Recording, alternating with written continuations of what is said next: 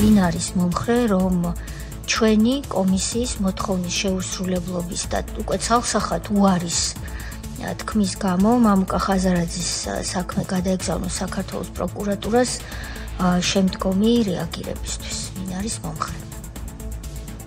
გადაწყვეტილება მიღებულია, მე მინდა სამდივნოს ვთხოვო, რომ მამუკა ხაზარაძის ნაწილში სასწრაფოდ თავი მოუყაროს ყველა იმ დოკუმენტს, რომელიც დღემდე არის შეკრებილი მის შეტყობინებასთან დაკავშირებით და მოამზადოს წერილი კომისიისთვის, რომ დღესვე ეს საქმე გადაიგზავნოს პროკურატურაში.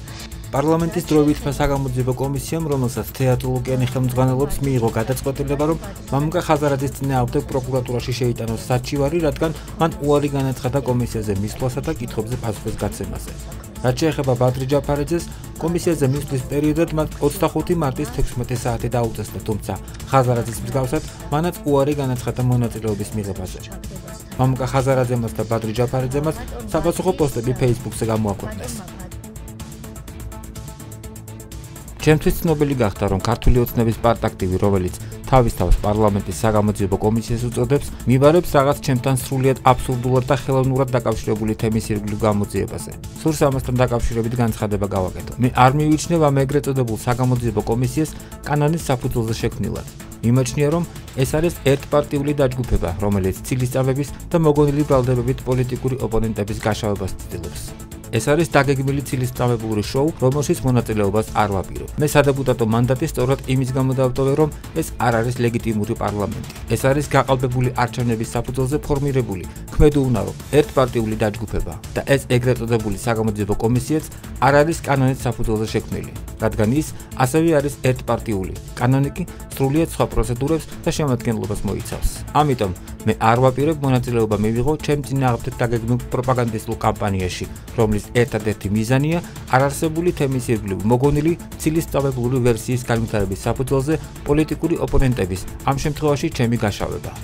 ჩვენ, რა თქმა უნდა, ყველაფერს გავაკეთეთ იმისათვის, რომ ამ ქვეყანაში იზეიმოს კანონის უზენაესობამ და ქვეყანას ყავდეს კანონიერი, თავისუფალი, სამართლიანი და დემოკრატიული არჩევნების საფუძველზე არჩეული პარლამენტი, რომელიც სწორედ კანონით გათვალისწინებული პროცედურების მიხედვით შექმნის საგამოძიებო კომისიას და გამოიკვლევს ყველა იმ სამართალდარღვევას, რომელიც ამ ქვეყანაში სხვადასხვა ხელისუფლებების პერიოდში მომხდარა.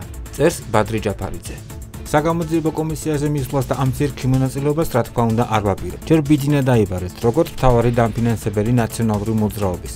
ადამიანი, რომელიც 7 ნოემბრის მერეც აფინანსებდა რეჟიმს. კარგად გამოგკითხეთ, რამდენი მილიონი აქვს ჩადებული ნაცების მხარდაჭერაში. ბიძინას შემდეგ დაიბარეთ ყველა ეს ნაცმოსამართლე და პროკურორი, რომლებიც მაშინაც და ახლაც ადამიანის უფლებებს უხეშად არღვევდნენ და შემდეგ წარმატებით გადმოაპორტირეთ ოცნების რიგებში. ამ ეგრეთ წოდებულ პარლამენტს არ ვაღიარებ. ძალა, რომელმაც მიიტაცა არჩევნები და არც ერთ დემოკრატიულ ქვეყანას არ უღიარებია, არის არალეგიტიმური, ისევე როგორც მისი შექმნილი კომისია, რომელიც ცდილობს იყოს პოლიტიკური დევნის იარაღი და ტალახში გასვაროს ჩემი სახელი. ისი მცდელობაც აგერ უკვე 5 წელი აქვს.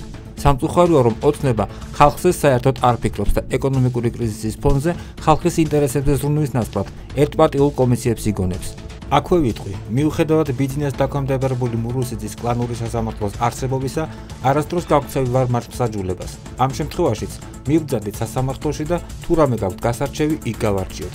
ეს პროპაგანდისტული კომისია არასერიოზული და კომიკურია. პოსტსკრიპტუმ.